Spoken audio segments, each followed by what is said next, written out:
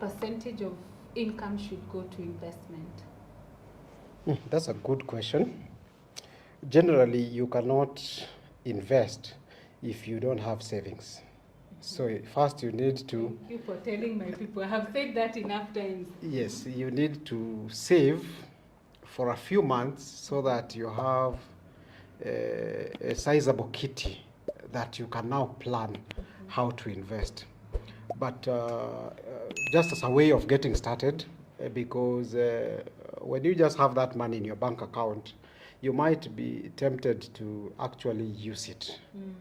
So what I've found out that works is probably to commit about 10% of your earnings as part of your savings, but you don't keep it in your bank account. You transfer it in investments like unit trust that keeps on growing.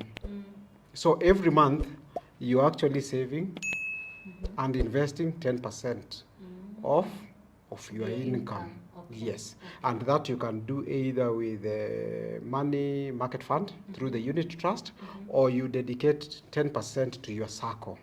Either way, that one will help you to have some sizable amount of money, either in savings or in investments. Okay. Hello, good people. Hope you're doing well. Jacie is my name, and on this channel we talk about finance, personal development, travel, and charity. If that is your kind of content, kindly consider subscribing and turn on the notification bell so that you're notified every time we have a new upload. And in today's video, finally, I'm not alone on the channel. I have a visitor, and I'm going to allow him to introduce himself. Over to you. My name is Vincent Ogutu. Vincent Ogutu is an author. He's a business coach, and is very passionate about wealth creation and personal finance, how we can use the resources that we have within us to be able to create some wealth. Thank you. My social media pages are Vincent Ogutu on Facebook, as well as LinkedIn, Vincent Ogutu. Someone would ask, where can I invest? There are very many opportunities that one can invest, and this depends on your level of risk, the amount of liquidity you want to get from your investments, and then how much time do you have to be able to gain returns. But generally speaking, you can invest on unit trusts that if you need your money within 48 hours, you can get your money back. And with unit trusts, they post the interest on daily basis, which is accumulated to the end of the month and posted to your account. The other second area that one can invest is saving with a circle. People don't consider that saving as an investment, but in reality, actually it is, because once the circle makes money, when they pay dividends, they are paying dividends on your deposits, and that is actually an investment. If you do it over a long period of time, you'll just be making as much money as somebody else. Then you can invest in government securities like government bonds and treasury bills, which gives very good returns. Lastly, you can decide to invest in real estate. Basically, those are the four major areas one can invest. Okay. What do I need to know or do before starting my investment journey? Thank you for that question. To make investment decisions, one of the most important aspects that one needs to consider is, what do you want to achieve with your investments? That one will dictate what type of investment you can do, depending on three different factors. One is how much, the amount of money you are willing to risk in investment, because an investment is a risk.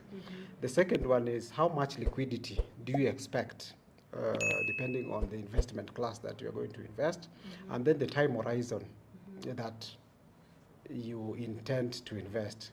And then the very last one is the return on investment. They always say that the higher the risk, the higher the returns, but also possibility of very high losses. Okay. Yeah, so we need to have a balance of all that. But you really need to have a goal. A goal will help you make the right decision based on those four aspects that I've discussed. Thank you. On the same topic, so many people are risk averse. they hear investment and risk on the same line and they want to run away because they are scared of the risk. So what is your take in taking a risk? I'll put across a very straight question. I think of investing in unit trusts and feel like, of course, you and I know that the returns there are very minimal. I feel like maybe it's time I want to get out of that small return. What would you advise someone to do to get out of that situation of like you're stuck with risk-free or low-risk investments because you're scared of losing your money? Wow, that's an interesting question. My take on that question, a majority of the people who become wealthy, they don't become wealthy because they invested once and relaxed. It's a habit that they have created. So the people who actually make money, and they make a lot of money, are the people who go for risk that they can manage, but they become consistent in the way they invest. Yeah. For example, you might decide that as a person, 10% of all my income will go towards investment. So it doesn't matter whether you get 5,000, 2,000, 500, so long as you've made it a policy on yourself that 10% of whatever passes through my hands will go towards investment. So, and you make it a habit.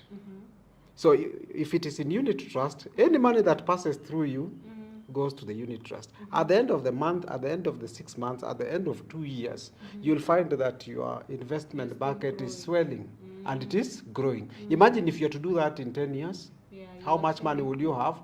You have enough money to even buy a home. Okay.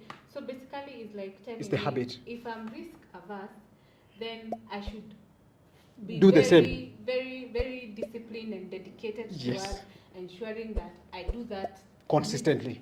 Yes. Without fail. Consistency. Yes, and if you are doing SACCO, I know of an employee who works with some international organization. His total savings in SACCO is about 80 million. 80 million is just a SACCO, and everybody says that SACCO. How much interest does he get in terms of dividend? 10% is 8 million. 8 million divided by 12 is almost 666,000. He can actually pay himself a salary for the rest of his life. Yeah. But that should be someone who started early. Yes, it's all about consistency. It doesn't matter which vehicle you pick. The vehicle you pick, you need to be consistent with it. If it is unit trust, if it is a SACCO, if it is rentals, keep building rentals. Don't be all over. Yeah. Yes. Okay. So you also, they always tell us to niche down on content. So even investment, you have to niche down. Yes. You're focusing on this and grow this one. Yes. So at some point, maybe it's when you feel like you're ready to diversify. Yes, but you have something that is very solid, that is also giving you returns, which is good. Nobody would look down upon receiving some dividend checks. Yeah. And keep on reinvesting, even the dividend check. Because that compounding is what makes the difference. A whole lot of difference. Yes. Makes sense. I will ask something now that you have mentioned the circles, something about if I am taking a loan and I'm paying interest on my loan and I'm still getting interest on the deposits that they hold, am I really investing? Because I paid interest for the whole year. Maybe I paid maybe 100, let's even say 50,000 the whole year. And when my dividends come or my interest on deposits come, I'm getting something like maybe 20,000. So am I making a loss, or is it adding value? Again, we go back to what is your investment goal.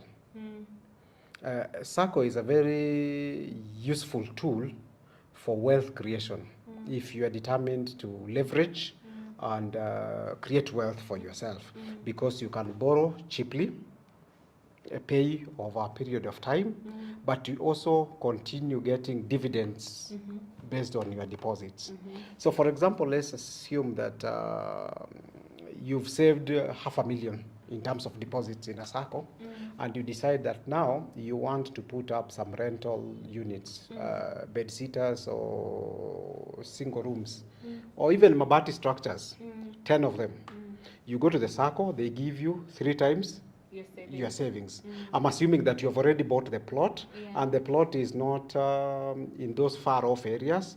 It's probably near a market center where there is a high population of people, or within the Nairobi metropolis, where there are people. Everybody needs a home. Everybody needs clothes, and everybody needs to take some food. So if you are servicing any of these needs, you will always have money. So you use the SACCO. Your deposits are in the SACCO, then it gives you leverage where you can borrow and invest in your rental enterprise. Now, once your rental enterprise is complete, the collection from rent, you deposit in your SACCO. It helps you to pay up your loans faster, and also increases your deposits, so that in future, instead of just building 5 units, you can build 10 units at a go. So you continue doing that until probably you have like 100 units rentals, probably giving you 2,500 or 3,000 or 5,000 per unit. If you have 100 units giving you 5,000, isn't that almost equivalent with what you started with, the 500,000? So building wealth is not, it's a strategy, but you have to be consistent. So when I want to start investing, what advice do you have when it comes to when should I consult a financial expert to guide me on that particular investment that I am eyeing? Okay, that's a good question. First and foremost, you need to have an idea about what you actually want. It's like going to the doctor, and when you are asked about how do you feel, you don't answer anything. You go to the doctor and you expect him or her to treat you, but you are not cooperating. You will not get treatment. Okay? So even if you are to go to the best financial advisor, and you don't know what you want, you might not actually get the help that you need. You need to have a rough idea of what you want. You also need to read a bit. You need to look around. Then you go with that information to a financial advisor, so that now they use their financial expertise to try and help you achieve what you want. By looking at how do you mitigate the risks, how probably do you structure your finances to be able to deliver the investment that you are interested in. So how would you advise someone to diversify a portfolio? And in this case, I want to be a bit specific. We talk about like a specific like shares, because now I'm taking your advice very serious. You said it is important to niche down. So if I niche down, how do I diversify? Because again, there's this fear of, what if I put all my eggs in one basket and the basket falls? They're going to break. That's a good question.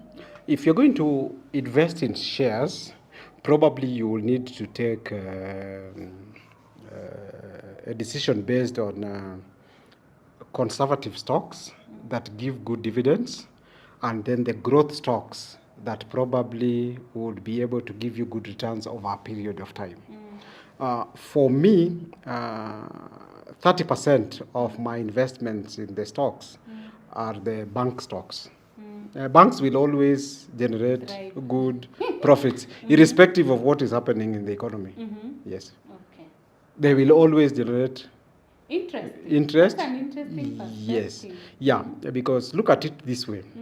Do you know that people make money during the bad times and during the good times? Yes. In fact, so those people who make money during the good times and the bad times, what do they use? They use banks. You're right. So banks will always make money during the good times and the bad times. Yes. Because I remember I think a few videos back, I was telling my people that for for during the COVID times, Yes. there were people who were thriving, and there were people who were suffering, losing their source of income and all that. So when you say that, actually, I had not thought about banks making money throughout the seasons. So it's a very good one. So please, let's take And note even of that. even during a crisis or during the bad times, there are things that remain constant. Food. Yeah, people have to eat. Yes. So you need to be strategic in the actions that you take. So if you are going to invest in those companies Yeah. that are able to do well during crisis and during the good times. Yeah, makes a lot of sense. But I have not looked at it from that perspective. I look at the basic needs, but now going further to the bank is an interesting one. They'll always make money, and they'll Yeah. always post good returns in terms of dividends. So if you continue doing it consistently, it doesn't matter whether this dividend is small or it is increasing, but provided it is growing. it's growing. Okay. When should you start investing? You need to start investing immediately you start earning. We have this mentality that you start investing when you have a lot of money. No, it will You never have happen. extra. It will never happen. When you start earning your first income, you need to have a policy what percentage of your money goes into savings, and accumulated savings over a period of time goes into investment. Or you can decide 50% of whatever you are saving will go into a certain asset group like the unit trust, or it will go into a circle. And you continue doing that consistently over a long period of time. Wow, amazing.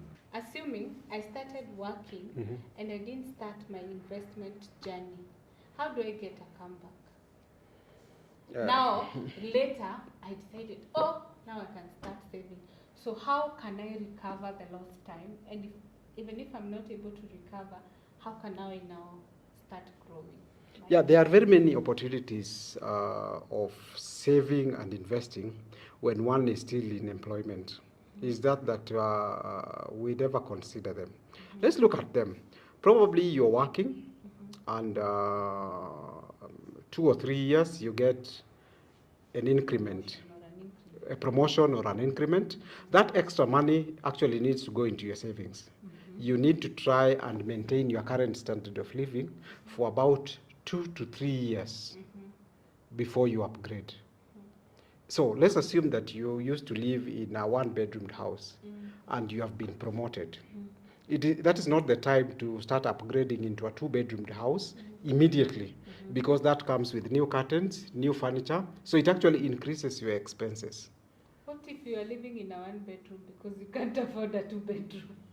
No, it's what we call delayed gratification. If you get this concept right, you can actually change your life big time. Because imagine that extra money, let's assume that the increment is 10,000 on your salary. Let's assume that probably you're earning 30,000. Now you're earning 40,000. And that 10,000 extra money, you direct it to the circle for the next 1 or 2 years. You're still working, you have built your savings, which you can use for investment. And then after 2 years, you now go to a 2-bedroom house, you are not struggling, you have a few assets that is also giving you passive income. Isn't it a better decision? It's a better one. Rather than flossing and you are still broke. Yeah, makes a lot of sense. The other one, let's assume that you have changed jobs. You used to earn 50,000, and now you have gotten a new employer who is paying you 100,000. What you need to do is that within the first 1 year, don't change your lifestyle. Try and use that extra money to save and acquire some assets that would help you in your wealth creation journey.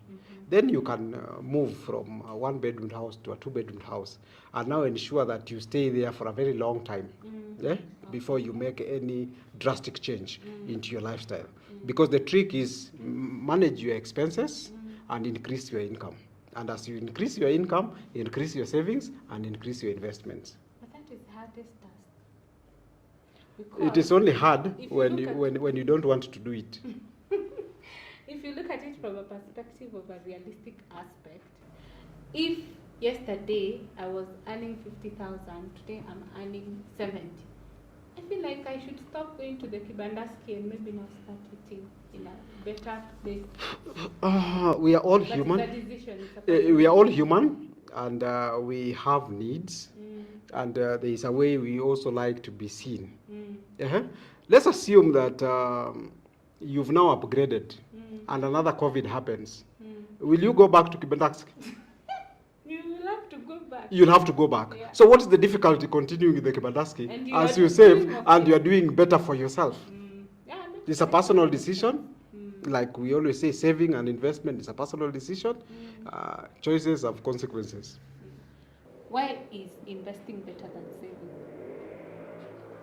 Why is invest? That's an interesting question. I'd rather put my money investing always gives better returns. Savings just by itself might not give you so much return. For example, saving your money in a bank account might not attract so much interest, maybe about 4%, which is quite minimal.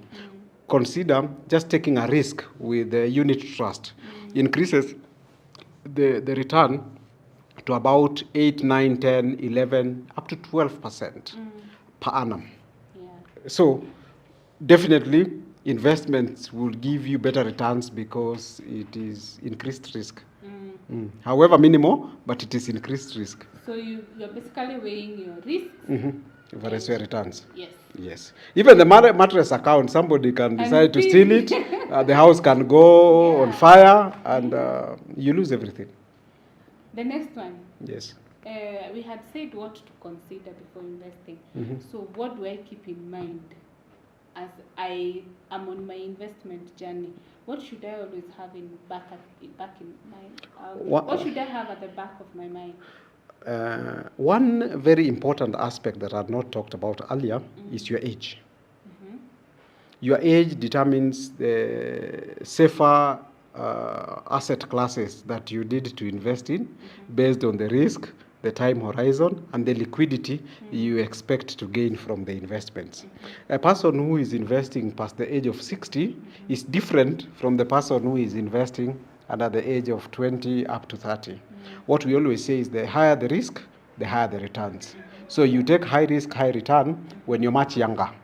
When you are getting much older, you take conservative positions where you take investments that give low risk, reduced returns, but they are stable and predictable returns, like the government bonds, treasury bills. Those are safer options, yes. Okay. I will go a step further and talk about the retirement. There is this aspect of I have received my retirement handshake. I used to hear it being called handshake. I don't know why it's called handshake. And now I don't have a job. I only have the handshake. I have never invested. I have never saved except my handshake. Where do I start? Can I invest? Or do I just start eating, waiting for my death? That's a very interesting one. They are insurance products that, depending on the lump sum of the handshake that you have, they would be able to give you a fixed amount of money on a monthly basis for the rest of your life. So that one will be a very much safer option than going to try and do business and you've never done business before. I'm not discouraging people who are retiring from doing business. If you're going to go into business, start the business earlier before you retire so that you learn the ropes and the business will have stabilized. You need to probably have started the business 5 to 10 years before you eventually retire, so that when you retire, the business is mature, is stable, and if it required slightly more capital, you can actually capitalize it and earn better than... I think that's a good one because I've realized I have audience across ages. So I also want to talk to the older people who are looking into retirement so that they can also see that there is hope. You know, there's a lot of hope. Like, now I'm 60, the only thing I have is my handshake. And what is handshake? Why was it called handshake? Maybe I should ask that because I've always asked myself. Handshake happened when during it's a period in our history when the economy was not doing very well, and the government was forced by the international lenders to cut employment, to retrench. So the amount of money people were being given as they were being sent home was called a golden handshake. I presume maybe the handshake came from that era. I've always wondered. Yeah, but structural I think that identity. aspect makes sense. Yes. Okay. Thank you so much for watching this video. If you're new, kindly consider subscribing and turn on the notification bell so that you're notified every time we upload a new video. See you on our next one. Bye.